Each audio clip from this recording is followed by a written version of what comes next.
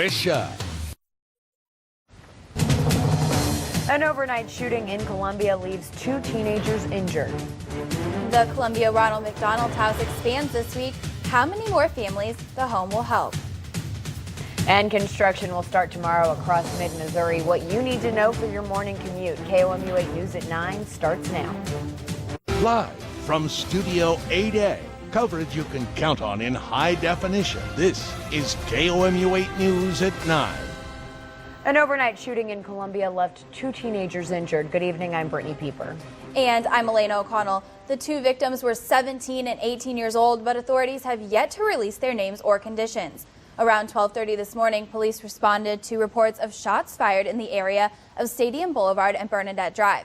About 10 minutes later, a local hospital reported 2 teenage males with gunshot wounds had been dropped off at the hospital.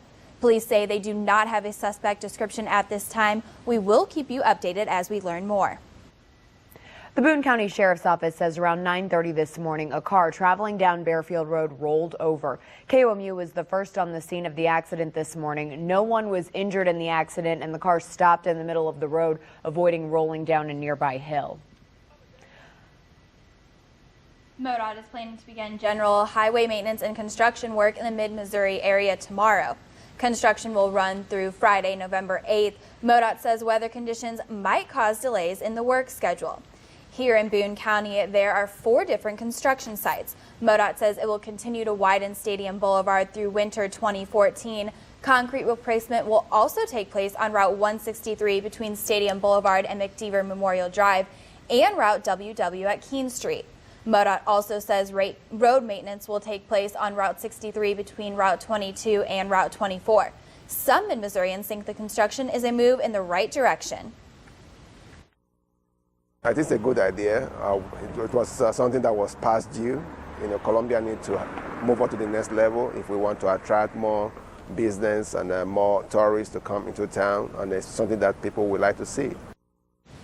MoDOT says 1 lane will stay open at all of the construction sites in Boone County. For a detailed list of the scheduled maintenance by county and location, visit our website at KOMU.com. Attorney General Chris Koster's office says it will investigate the conduct of Perryville's former chief of police. Keith Terraleon resigned as Perryville's police chief in March after accusations of inappropriate conduct. Perryville city attorney is also asking a judge if the city can make an investigative report into his conduct open to the public. He resigned amid allegations that he falsified a police report in a personal insurance claim, but he has denied any wrongdoing. Jackson County voters will decide on a half-cent sales tax proposal on the November 5th ballot. The proposal will raise $800 million over 20 years for medical research at private hospitals and health professional schools in the Kansas City area. Opponents of the tax proposal say there are no guarantees any cures would come from the research, and a sales tax to support the medical research does not fall under the responsibilities of county government. A new home away from home for families with children being treated at local hospitals is coming to Columbia. The Ronald McDonald House Charities of Mid-Missouri is gearing up to open its new, more expansive facility later this week. This house that Love built will be able to accommodate 10 more families than the current one. The 18-bedroom facility took 4 years and more than $2 million to complete. The organization thinks the families will love the new home. I think they're going to be amazed and impressed, and just so grateful that the community reached out and has built this tremendous facility. It's beautiful, it's big, and we can serve so many more families. I think they're going to be very pleased.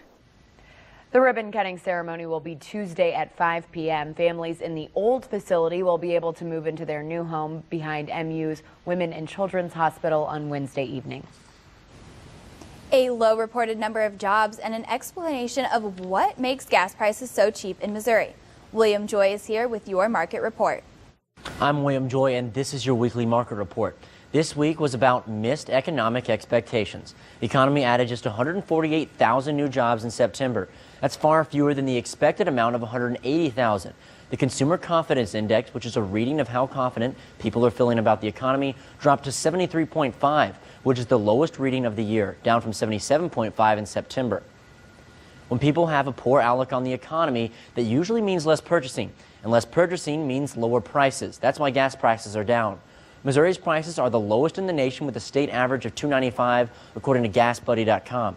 That price is so low here because while there's not really any oil in the state, we're surrounded by refineries in Oklahoma, Kansas, and Illinois. This makes transportation costs lower, plus there's no sales tax on gas in Missouri. And there's nothing low cost about going to college. The good news, though, is that it's not getting much more expensive.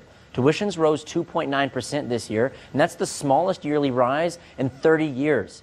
This past year, Missouri increased its tuition only 1.7%. And that was your weekly market report. The bad PR from the rollout of Obamacare spilled over onto today's Sunday talk shows. Democrats are in damage control mode, and Republicans are saying, "I told you so." Meanwhile, the White House is promising the healthcare program's buggy website fixed by November 30th. Brian Moore has the story from Washington. Not even on his way to church could President Obama avoid the biggest question in Washington. Will the Obamacare website be fixed by the end of next month, as now promised? Come on, guys, I'm going to church. Appropriately, perhaps, the sermon focused on humility, after a week in which the president's signature achievement has been under relentless fire. The real critical issue is when it comes time to schedule your grandmother's cancer surgery, what's going to happen then? Ohio's Republican governor says he doesn't like Obamacare, but he will take $14 billion in federal help. I'm not going to ignore the mentally ill, and I'm not going to ignore the drug addicted or veterans or very working poor people on my watch. The governor of neighboring Kentucky says his state's insurance exchange is working just fine. He has this advice for the naysayers. It's take a deep breath. You know, this is a process. Everybody wants to have a date where they can declare victory or defeat or success or failure. That's not what this is going to be all about. And to drive home the message that the Affordable Care Act will work, the White House in coming weeks is sending cabinet officials to 10 cities with the highest rates of the uninsured who stand to benefit from Obamacare. Brian Moore, NBC News, Washington. 10 Democratic senators are pushing for a delay in the enrollment deadline. Their leaders in the White House say that won't happen. 4 inmates escaped from an Oklahoma jail this morning through the facility's shower. The Caddo County Sheriff's Office says the 4 men climbed through a trap door above the shower, and then they crawled through a pipe and found their way outside the building. Authorities say the men were awaiting transport to the state prison. None of them have been charged with violent crimes.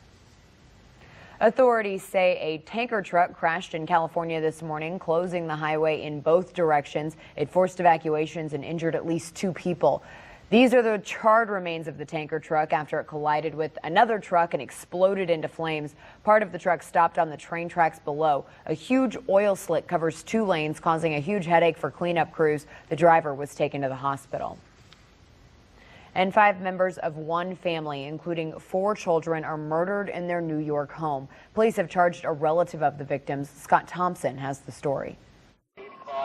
A gruesome scene discovered late Saturday at a home in Brooklyn, New York. Police found 5 members of one family stabbed and unconscious. A mother, 2 males, and 2 of her sons and 2 of her daughters that were cut and butchered with a kitchen knife. 3 of the children were pronounced dead at the scene, while their mother and 5-year-old sibling died at a New York hospital. Kenny Lee witnessed paramedics removing the bodies and said it was a bloody sight. I saw like the girl, the little kid one, 7 or 8 years old, the girl, all close to the blood. Blood. The children ranged in age from just 1 year old to 9, while their mother was 37. Her husband's 25-year-old cousin has been charged in the case.